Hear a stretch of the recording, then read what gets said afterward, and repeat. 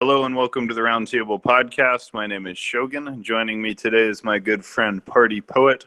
Party Poet believes that I represent the satanic agenda, but nevertheless, we're good friends. We're going to get into it today.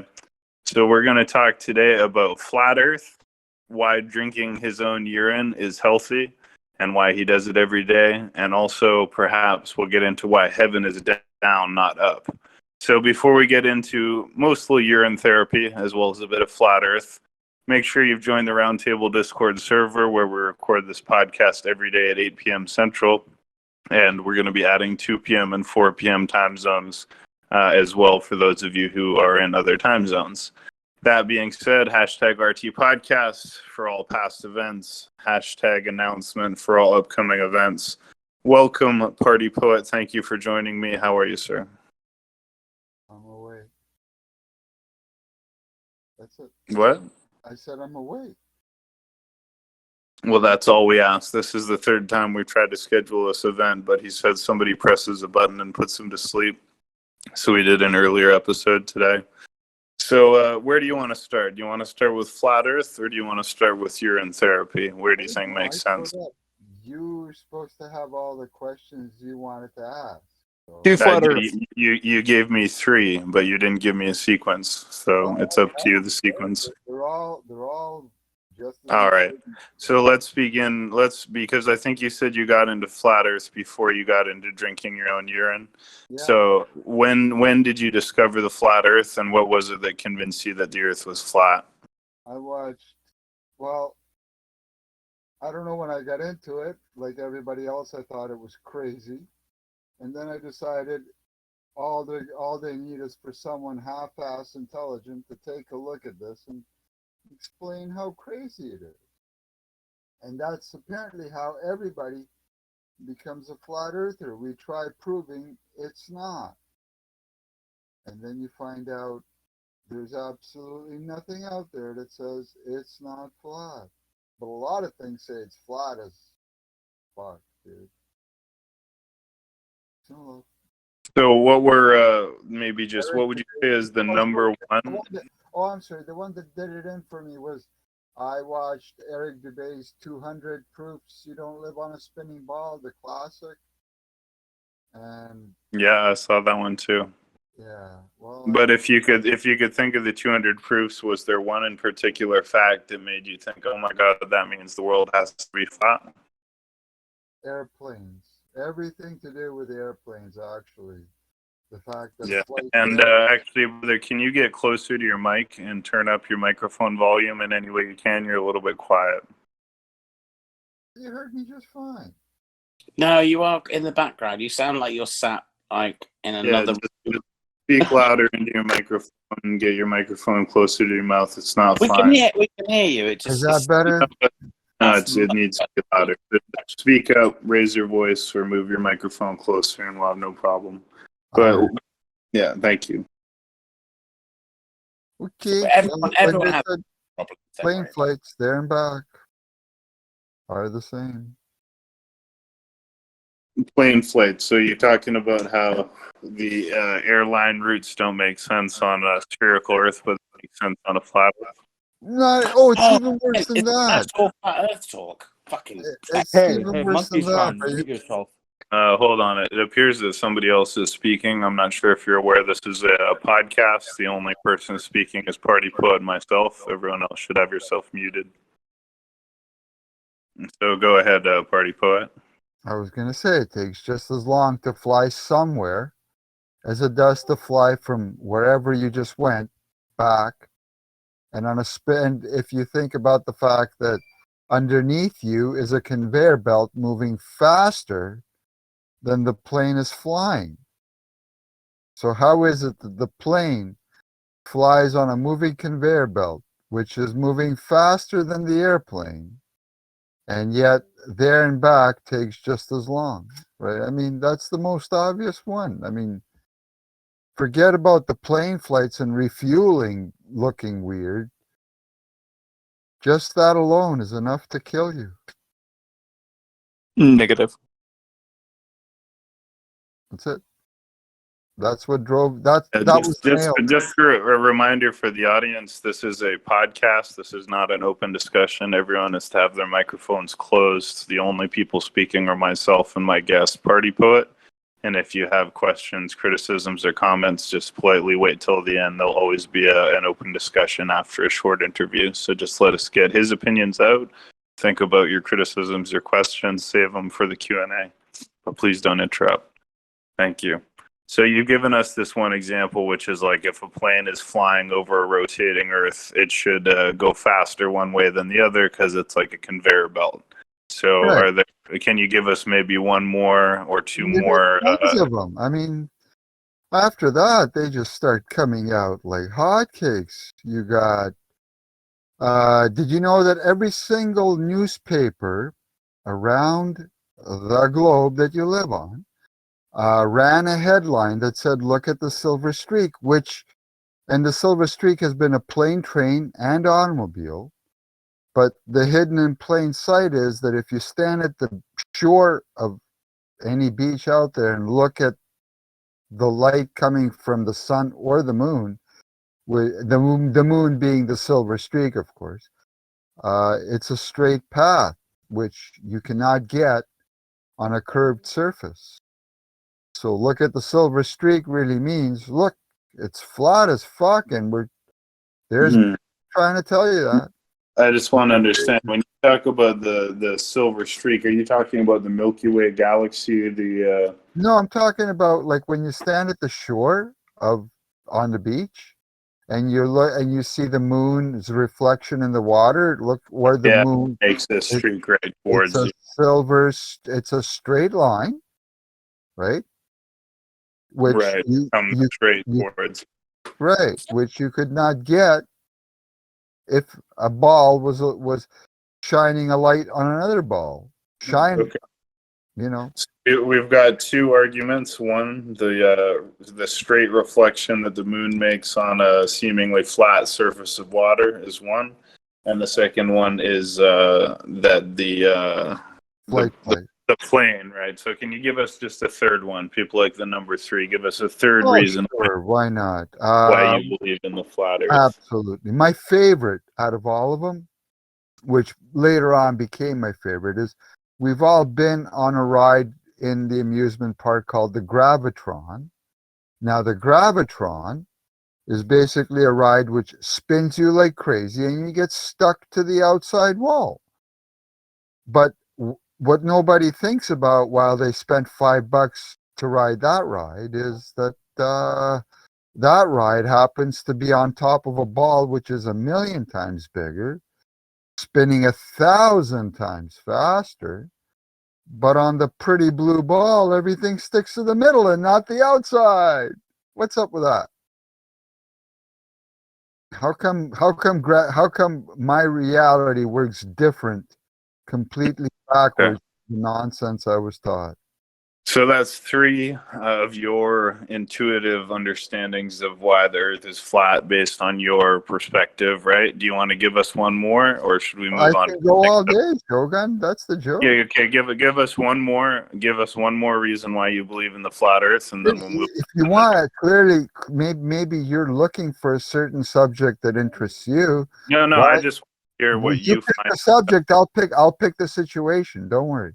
Well, no. We're going through a series of topics. Oh, but okay. I'm just wondering if, before we move on, you want to give us one more of your strongest arguments for why you think the Earth is flat. Okay. Well, let's see. We could give the one where, have you ever drank out of a straw? I have, yeah. Yeah. Well, if you think about it, you're creating enough suction in that straw to counterbalance the forces that are holding literally everything to a spinning blue ball. Have you ever seen what happens to water? That when I think out of a straw, I'm disproving gravity. Is that what you're saying? You're disproving that there's a force out there that can be even called gravity. Yeah. Fascinating. Well, thank you for these. Thank you. You are stronger than a force holding absolutely everything. I am literally omnipotent in many regards. There But you before we move on, well, actually, now that I think we should move on, we can come back to flat Earth later. All But right. now I want to move on to urine therapy. So when did you begin drinking your own urine, and how did you decide that that was something you should do? Well, turns out first, again, like everything in my world, I watched a video, and then I started contemplating that what if, but I didn't want to believe a video, so I went to my nearest hospital and I devised one simple question that you can ask a doctor: is drinking my urine bad for me in any way? And I thought, out of at least a couple of dozen doctors that I asked in a hospital, just walking around asking, one of them would be nice enough to say, no, it's not. But they all said it's perfectly fine. Then later on, I found out that every department of defense, like around the world, tells its soldiers that in a dire situation, if there's no cavalry coming, there's nothing there, drink your urine, it'll save you, no matter what the circumstance. So can I just clarify, you were walking around a hospital asking dozens of doctors if you could drink your urine? Right. Did they find that strange that you were wandering around a hospital asking multiple doctors if you could drink your urine? Like, what was their reaction to that? Nothing. No one gives a They shit. just said they just took it in stride and were like, yes, sir, you can drink your urine, no problem. There's nothing wrong. I just boiled it down to a yes or no. Not even a yes, you can drink it or not. Just boil it down to a yes or no. Okay, so you were to in the hospital. You were in the hospital. You started asking the doctors if you could drink your urine. They said yes. So did you just immediately begin drinking your urine after that point, or how does that go? maybe the next day I hum and hawed, and then I started, and then the first really sucked because it tastes like urine. It's disgusting. It's what everybody pictures, that face we make. That's what's going to happen for 3 days, give or take. Might even be longer, could even be 4 days. But until you flush out all the toxins in your body, plus I went straight from being a meat eater to a urine therapy person, which automatically says vegetarian. So I tell people at least give a few days of being vegetarian first. Okay. And it has to be your urine, or it can be someone else's urine that you could drink. Uh, Preferably your own. There are some circumstances where you'd want someone else's, but those would be, for instance, if you got blood in your urine and someone of the same type of genetic background as you, and their urine is good, you could drink that until that's enough to fix your kidneys, and So then you're let me understand this. So if you have blood in your urine and you can find a man who has the same blood type as you and you drink his urine, it will fit your general makeup. Doesn't have to be blood type. General makeup. Let's say kidney. male. Let's say I'm a male, so I'd be looking for a male. If you're a female, you'd be looking for a female. If you preferably in the same age bracket, preferably maybe the same skin color. So you want to drink the urine of a man who is your age and your race, preferably. Right. If Makes your kidneys blow up and If your kidneys blow up, so would you put out an article and be like, I'm having kidney problems, seeking no, 40 male, need to drink your urine? why?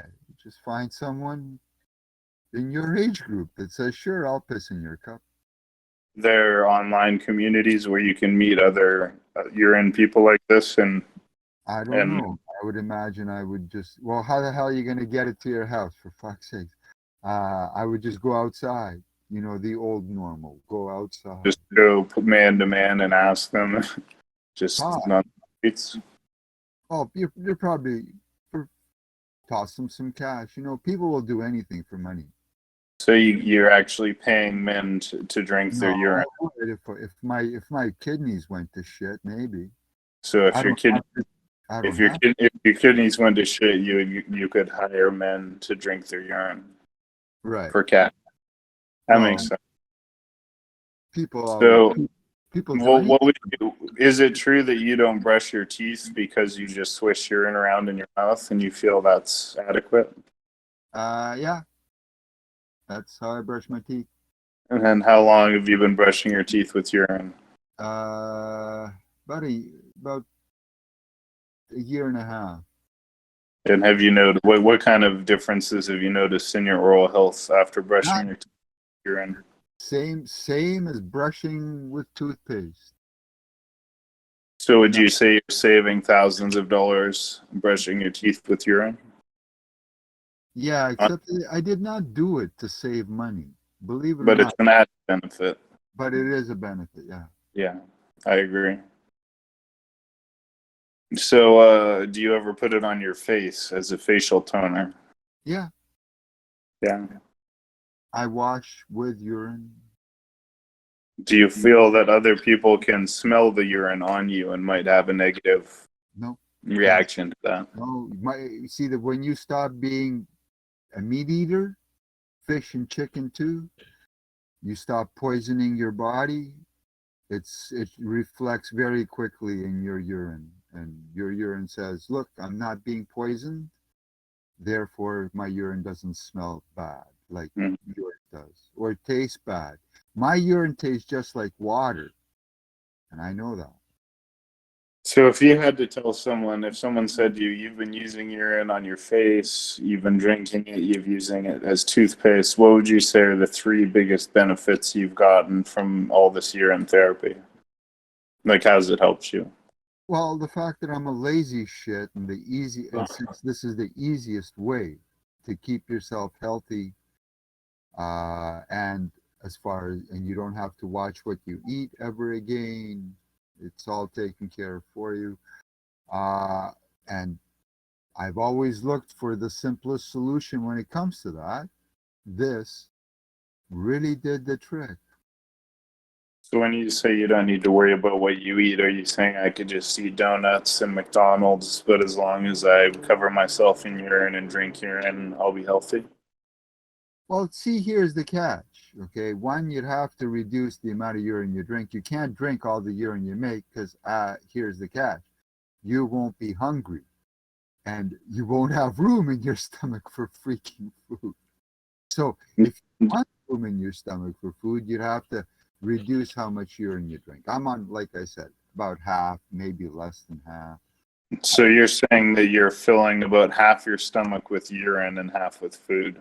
Nah, less than half on urine by now. I went 18 days straight.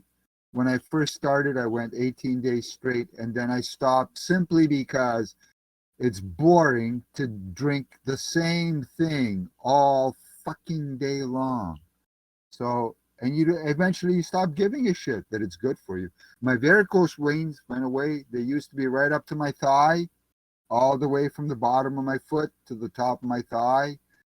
They're gone. I got no varicose veins. Do you think it's possible that you could add Kool-Aid flavoring crystals to your urine, like and Well, make if red? I added stuff, it wouldn't be Kool-Aid flavored crystals. I'd at least try to keep it good for you and not go from one extreme to the other.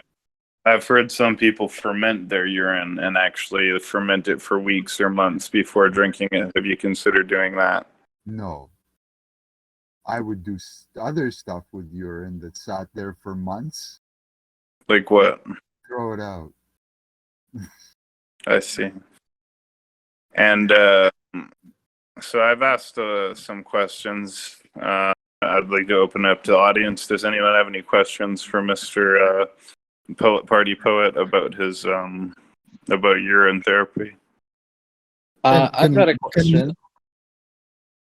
Party Poet, when did you start using it in your morning health care routine? Like when did you start using urine as face wash, and when did you start brushing your teeth with it, and why?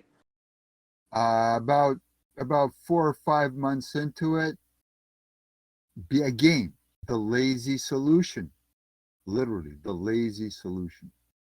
It's easier to do it this way. Minimal effort. Ta-da! That's why.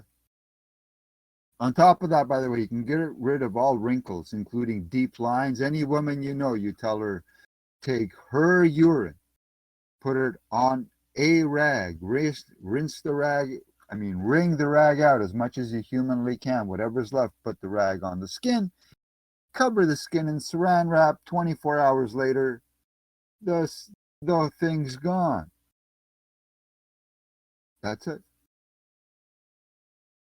Can we possibly go back, because there were two topics discussed, right?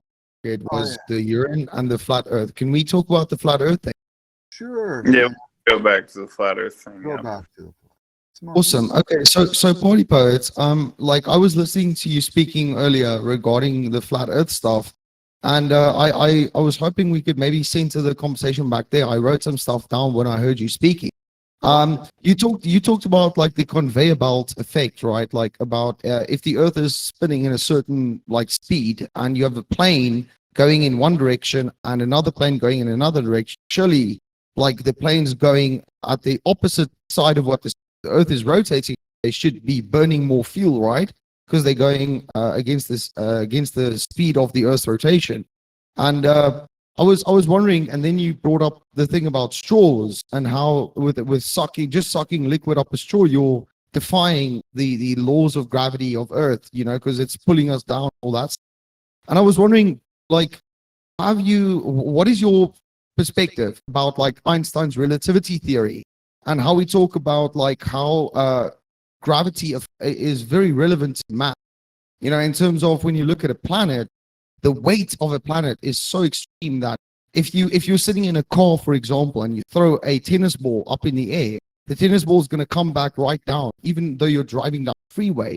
And that demonstrates the relativity of gravity in terms of mass, size, and that stuff. So, like, what I would ask you, Party Poet, is when you think about like what is your perspective on how mass and size and relativity theory plays into this concept of the conveyor belt argument and the straw sucking up the straw? What would you say about that in terms of the flat Earth perspective? Well, let's see if I understand.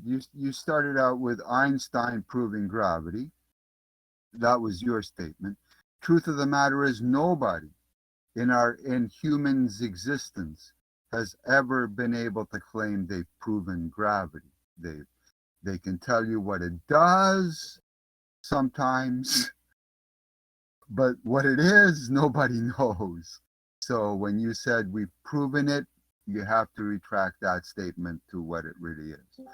Not that it's your fault. Everybody's under this grand delusion that gravity has been proven, which is a joke because it's never been proven.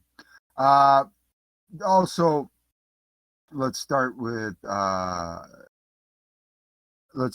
airplanes. Like you said, they fucked me up. Then after that, most people, when they start describing airplanes, they forget the fact that the model that they're describing cannot work, because a helicopter would not work in that model that they describe, where an airplane flies somewhere and comes back in the same amount of time.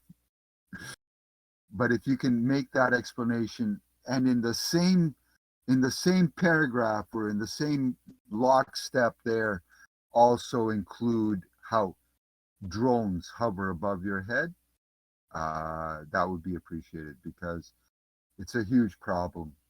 In the globe model, we've been taught to hold a whole bunch of things together with invisible thread that doesn't exist. Things like neat little buzzwords like gravity has been proven, which it never has. Ever. Sad fact, sorry. If you want, I tried, I think, answering your question, but I lost what your question was. Maybe. Could I potentially like maybe shorten it up and reiterate again? Yeah, go ahead. So basically, I think where I was going with this is just to make it short. If you sit in a car, right, and you throw a tennis ball up in the air when you're going down the freeway at 100 miles an hour, you throw a tennis ball, the ball like just goes up and down as if you were standing still on the earth, right, and you weren't moving in a car. So for me, that is a very significant test, scientific test that any person could do. And when you talk about the conveyor belt effect with airplane, I would want to ask you is how would you reconcile these two concepts? A lot of people fall on the fact that your model is exactly the same as you on in a moving vehicle, which is okay with me, provided you put yourself in the proper position of the moving vehicle. You are sitting on the roof of that moving car. Now, it is exactly what you're trying to project. Now you're throwing your ball up and down, left and right, forward, backwards. This is what you're not inside the car, according to the heliocentric model. You're outside the car. So would you like to continue with the experiment or the demonstration where you're sitting outside the car playing with some tennis ball going crazy? I think the outside the car perspective would then obviously you take into consideration the air pressure, right? Like the velocity, the atmosphere.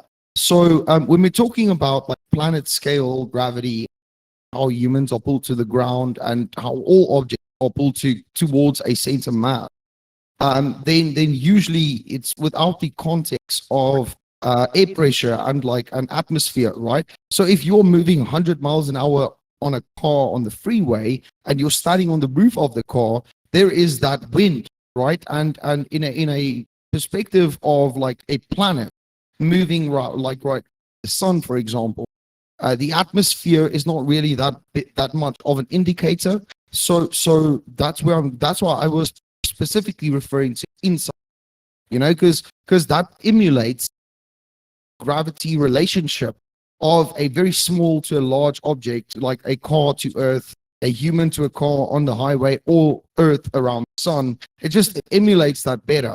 So I'm trying to create a reference without air pressure and without atmospheric disturbances. That's kind of where I'm going with it. When you throw the ball to match reality of what you're trying to project, you should be on top of the car, not inside. If you bring up gas pressure, that's a buzzword for all flat earthers because we all jump on how can you have gas pressure without a container? And you guys cannot answer, except you revert back to gravity and we say, who proved it? And round the wheels keep going.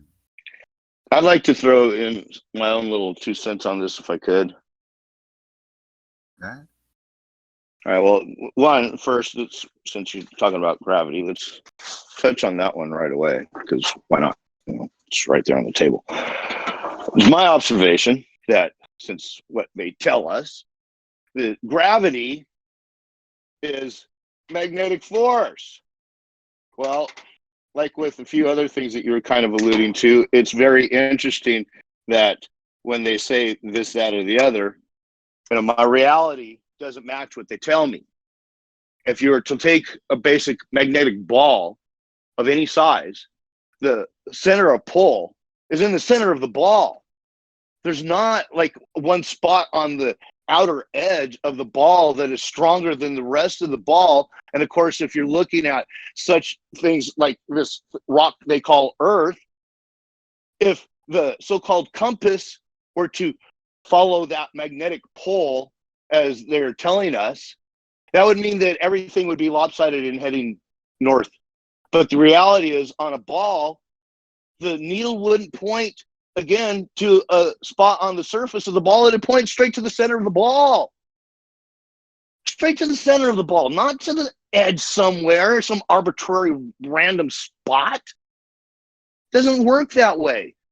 And in fact, my observations have been, well, they started by trying to basically shut somebody up, somebody that I didn't really care for.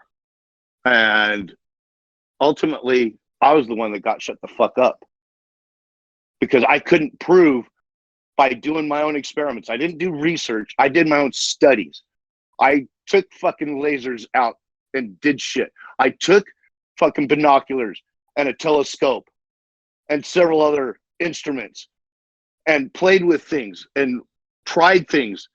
And the problem that I kept running into is I kept coming up with this stuff that doesn't match what they tell us. And whenever they tell us the reason why it doesn't match is they always say, because of math. Because some math that only they understand. They, whoever the fuck it is that's saying this. And of course, they can't ever prove that math. And since I don't understand their math, it doesn't make any sense to me because they're saying, oh, well, this is how it works out. No, because the reality of life, and this is pure basis, the bottom line of science. Bottom line of science is you observe things, you measure them, and you wait for them to repeat if it's not something that you can make the repeat happen. So in a natural environment, such as the sun passing overhead and or whatever, such as like when the sun and the moon are overhead and the shadow on the moon doesn't match the shadow on the ball that you have in your hand. And of course, people say, oh, well, it's because the angle. Bullshit. Right. Bullshit. Because if the sun is supposed to be 94 million miles away, the difference in the angle between the moon that's supposedly right directly overhead and the ball that's in my hand is going to be minuscule. It's going to be like less than 0.00032 or some bullshit like that if you do the math. It's nothing. It's not observable by the naked eye. You would have to have finely tuned instruments to detect the difference in the shadow difference. But no, the shadow on the moon is extremely different than what the ball and based on the placement of the sun. I've seen this several times because I've done it myself. So what's come down to me is I don't know for sure what we're on, whether we're on a flat spot, a ball, or whatever. But it is my conclusion that if it's not flat and it is a shape such as a ball, it's way bigger than what they're telling us. Because there's many other parts to it. In fact, you mentioned the plane. What's that? I'm sorry. I'll take a breath for a minute because I was starting to get on a rant. But yeah, go ahead, brother. No, you're right. The ball is either way bigger or the sun is way further. Or something.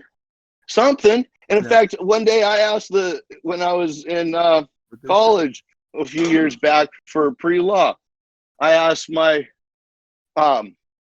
statistics professor about some of the things that would be if certain things were such as they tell us.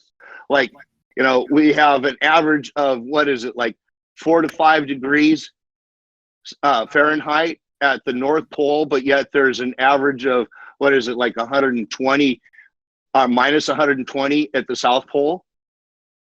Really? So you're going to tell me we've got nearly over 115 degrees swing in temperature between one spot on this rock and another spot on this rock when the distance of the sun is supposedly 94 million miles away? The difference in the temperature should only be about 0.000004 degrees. 0.000004 degrees. That's nothing. No, We should not, in fact, in the next part of that, well, I just wanted to finish this part of the little rant off because there's also the mixing bowl effect. If we're spinning at 1,000 miles an hour, all the temperatures and atmospheric conditions, the pressures and everything else would very quickly be mixed completely all the way around the world. We would have the same exact temperature and weather conditions continuously day in and day out everywhere you went, because the mixing bowl effect would not allow for that to be separated. If you put a bunch of ingredients into a mixing bowl, you get yourself a KitchenAid. You throw everything in there to where you don't even have to touch it. You throw everything in, you turn the switch on, and watch how long it takes for that cake mix to mix.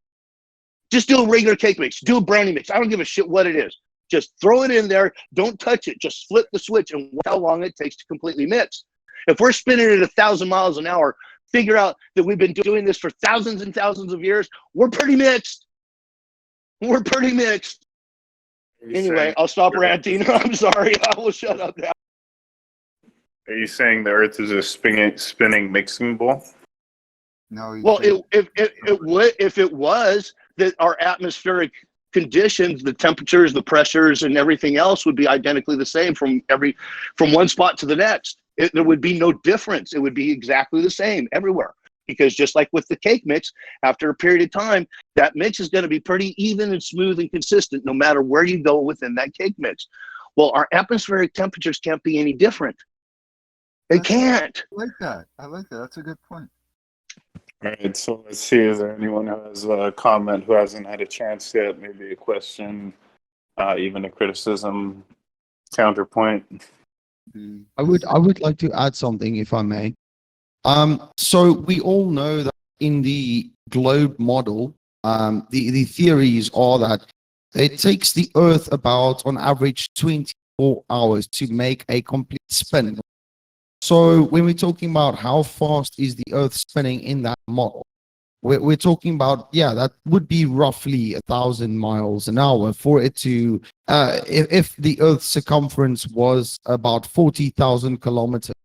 So if we all know like the distance between like the USA and Japan, or Australia and I don't know, like the opposite part of the world of that, it kind of makes sense to me. Like and saying that this massive ball that has a circumference of 40,000 kilometers is spinning. It takes it 24 hours to make a whole spin, like from one part of the sun or of its rotation to another part of its rotation.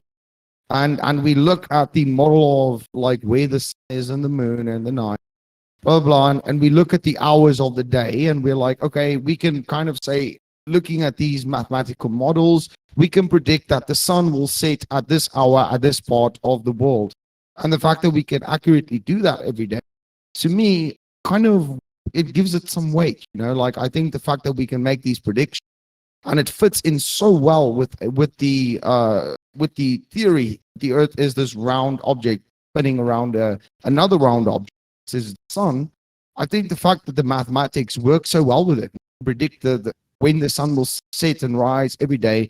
I think that to me, it makes me kind of, it makes me want to believe that these things might be the real coda, the real stuff, Sounds great.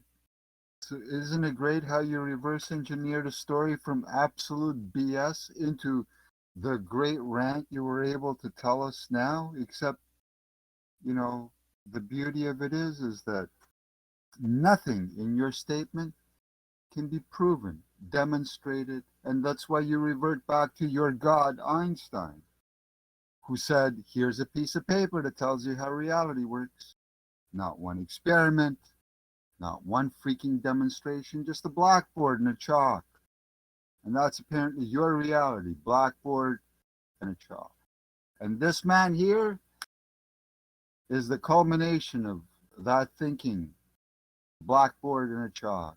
There's no proof in his statement. He's not looking for anything you can go outside and say, do you see this? This is how you would make this happen. Because the moment you start saying this is how you would make it happen, it only works on a flat, non-rotational plane. You want to bring in our spins into this play, you will find that 3 out of the 4 spins or rotations that the Earth is currently undergoing would create some form of acceleration. Going round and round your own axis, that's centrifugal acceleration.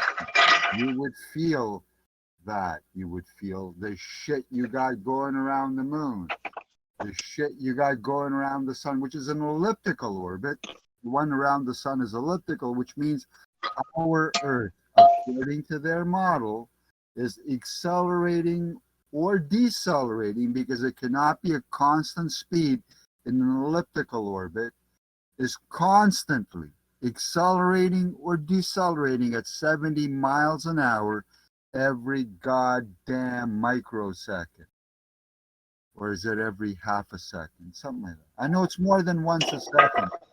I've got a question. And random guy, can you close your mic? I think we're getting some. Oh, I'm sorry. Yeah, Partypoet. I was going to say something. I was just waiting for him, but I'm sorry. Go ahead. You can say something. Sure. Well, I just wanted to throw in a couple of things on some of that too. One of them, and let's kind of go back to the plane for a second. One of the things that I started thinking about, because somebody had thrown this one at me, and so I actually even went and got myself one of these little so-called doodads. It's called a gyroscope, aka the artificial horizon on a plane. Okay, when you spin that little mechanism, while that wheel is spinning, that centrifugal force is creating what is known as rigidity in space. I didn't know what that was way back when, but I can tell you from years of experience, and I'm talking going all the way back to when I was a young boy, like 10, 11 years old, and I started doing wheelies on my bike. And the longer I could keep that front wheel spinning, the longer I could do a wheelie. As soon as that front wheel stopped spinning or got too slow, it was harder and harder to keep that front end up. The reason being is because rigidity in space.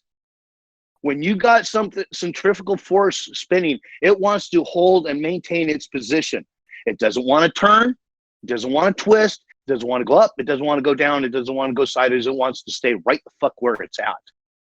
And this is an absolute fact. And anybody can take a gyroscope, a toy gyroscope, and play with this and hold it in your hand, and you'll see exactly what I'm talking about. So the question is, I'm sorry, what's that? I was going to say that on a wheelie, you're right. It's easier if you turn the wheel in the front perpendicular and get it spinning. Right. In fact, there was a guy back in the day, way back when I really started getting good. I mean, like a couple of friends and I, we were getting to the where we could go for long time. We could go around the block. We could turn corners. We could stop at stop signs and keep the front end up. I'm serious. We were getting good. And there was a guy that used to go to the Supercross races, a guy by the name of Doug DeMokes, known as the Wheelie King. Actually ended up having a motor, a little electric motor for the front wheel to keep the front wheel spinning, so he could go all the way around an entire Supercross track, up the jumps, down the jumps, all the way around completely. And so literally a couple of friends and I have tried to figure out how to do that. We could never come up with something that was good enough, but seriously, it's something that really works. Well, think about this. Since the gyroscope doesn't want to follow anything that it is connected to, how the fuck is it going to follow something that it's not, i.e. the rock called Earth? That's what, 40,000 feet below the jet planes that are flying around and anywhere in between. Come on. Tell me exactly how that thing is going to follow something that's not going to be connected to when it doesn't want to follow the thing that it is connected to. Number one sales policy. It doesn't make any sense. It will not be affected. What's that, brother? I'm sorry. The sales pitch to a gyroscope will not be affected by any outside force, any. And then yeah, exactly. Basically, yeah. And some of this stuff goes on. And that's kind of the thing, is when you start to really look at some of this, you realize, wow, there's just so much. And like we were saying earlier, if you do all these different experiments like I did, and they don't match what they're telling you, and they tell you, just like with the Silver Streak, I've seen that. In fact, I lost because the phone that I had them on got messed up, and I didn't have anything loaded to the cloud back then. But I had pictures of the Silver Streak from a plane trip that I took back east, and had plenty of pictures in the morning of essentially a flat horizon for as far as the eyes could see, completely flat, and so on. One of the big ones, this is was the end of my so-called experiments. But once I did this one, I was pretty much like, okay, we're done. I don't need any more. I can finish with my so-called studies right here. And I got my ass handed to me. It's going to be either flat or way bigger than we're told. And that was, I mentioned the telescope. I went to the beach. There's a beach here in Southern California known as Huntington Beach. For anybody that's ever been here or is here, they know what I'm talking about. When you're standing on Huntington Beach on the sand on a clear day, you can see an island known as Catalina Island. With that telescope, I could see Avalon Harbor on Catalina Island. Well, the problem with that is, if the math that they keep telling us is correct, that there's 8 inches of curvature per mile, which if you do the math comes out to, to do the math, the spherical trigonometry is you square the mileage of whatever distance you're looking at.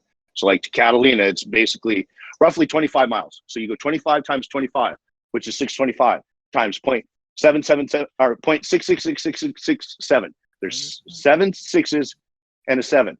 Rounded up, it's just 0.67. Well, if you do the 0.666667, it comes out to like 416.75 feet or something like that. And to just go 0.67, it actually goes to 419 feet. But we're talking about 419 feet of curvature between you and this island. You shouldn't be able to see Avalon Harbor. You should only be able to see the very top of the mountain, which the top of the mountain is like 450 feet peak, something like that. So how in the hell are you seeing Avalon Harbor if there's that much curvature between us? Is Catalina Island the one where they found the native woman for a while that she came to this, I think, the San Diego at the time? Maybe. I'm not familiar with that, but maybe. It's one of Catalina Island. Its biggest claim to fame is way back in the was it like 40s and 50s. The Wrigleys owned it, the Wrigley Spearmint Gum family, and they turned it into a resort, and it was the big hoopla for all the celebs in Hollywood to go out there. And they used to do a bunch of marlin fishing back in the day, and then eventually the Wrigley family, I guess they still own it, but they've opened it up to the public, and there's now a small amount of people that actually live out there, and since they run shops and a little tourist attraction now, basically, is what it is. So yeah, and like I say, guys, this stuff goes on and on and on. And when you start to look at, when you dig deep, like if you were going to go really seriously down the rabbit hole on this shit, it goes pretty deep, because there's actually government documents that I've got links to that have been released through Freedom of Information Act that straight up say we're on a flat earth. Straight up say it. There's no two ways about it. Heavens down.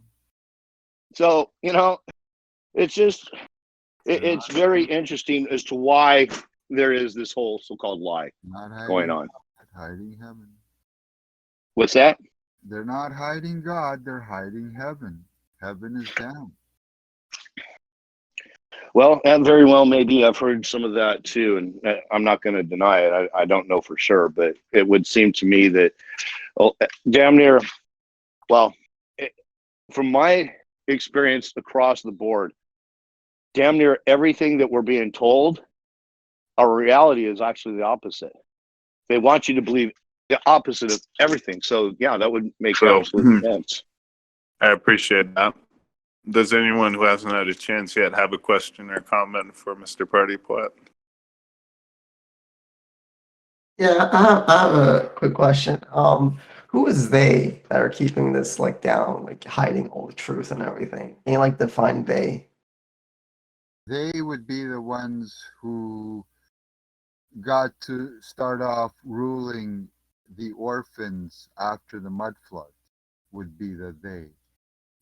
We later on gave them different names, which they tend to blow off with shits and giggles, like Illuminati or Satanists, Freemasons.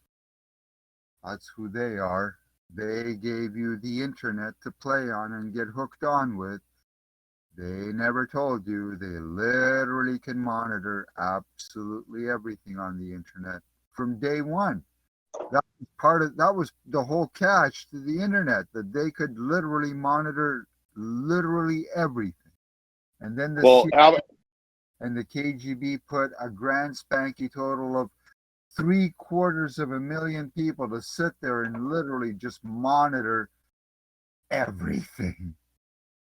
Well, listen to this, and this kind of ties in with what you're saying, because there's actually a speech that JFK did that has been highly swept under the rug. It's still available out there sometimes on YouTube. You can hear it. But listen to this one from Woodrow Wilson. This is a warning, no less. Some of the biggest men in the United States in the field of commerce and manufacturing are afraid of somebody, are afraid of something. They know there is something. They know that there is a power somewhere so organized, so subtle, so watchful, so interlocked, so complete, so passive, that they better not speak above their breath when they speak in condemnation of it. Think about it, guys. There is something behind the puppets pulling the fucking puppet strings. You think There always has been, there always will be. Kennedy could have been whacked in the White House all quiet, like they could have just put a newspaper article in the morning, president died, heart attack, news at 11, whatever. No, it was a public execution on purpose. Mm-hmm. Oh, and I think that part of it is so that, like, and it maybe has been used a few times in the past, where they get a new guy in, they show him some video of that day. Let's tell him about the aliens. Yeah, he could have. Well, they show him. Well, actually, I was thinking they show him some video of that day, and then they show him a video of a view that nobody's ever seen, and, like, you know, an angle from, say, like behind the fence on the grassy knoll.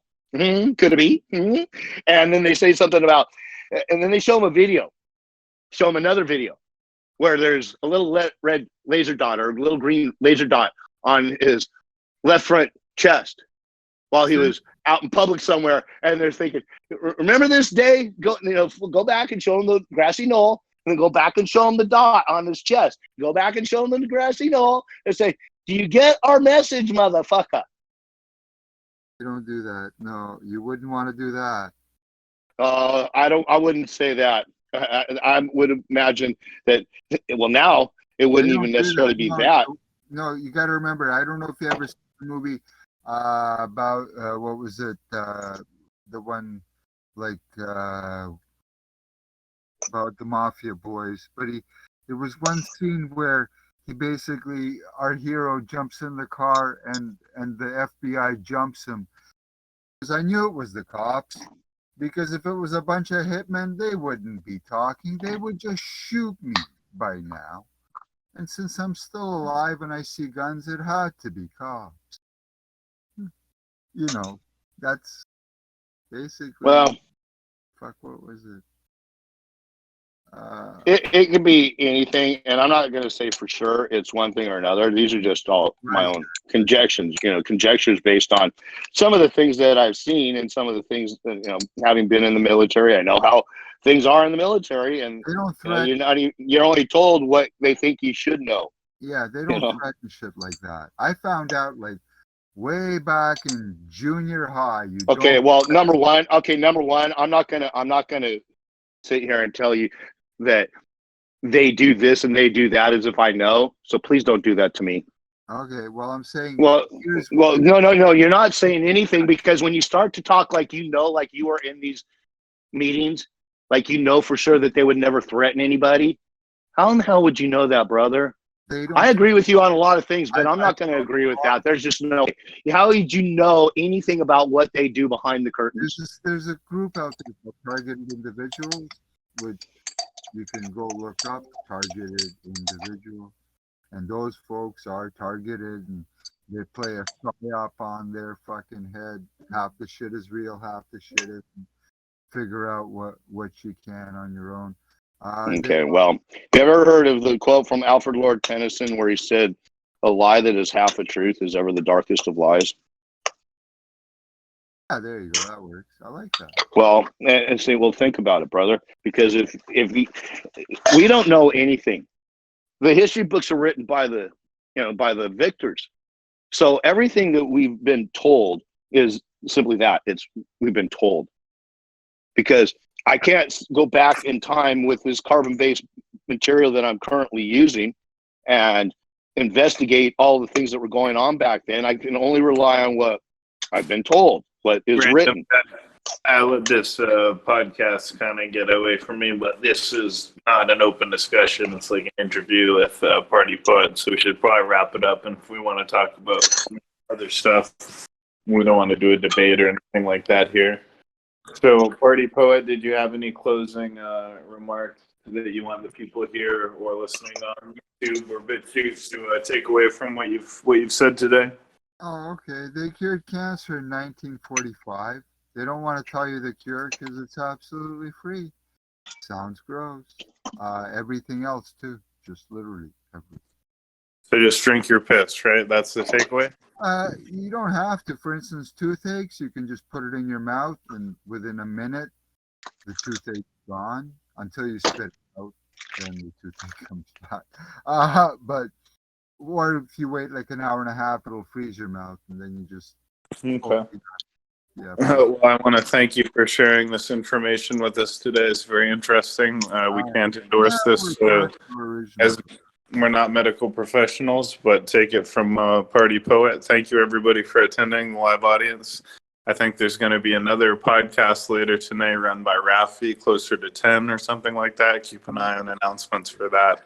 And join the Roundtable Discord server every day at 8 for our podcasts and hashtag RT Podcast. Check out the new channel. Thanks, Random Guy. Thanks, everybody. Thanks, Party Poet. God bless. And maybe just jump up to Roundtable Chat.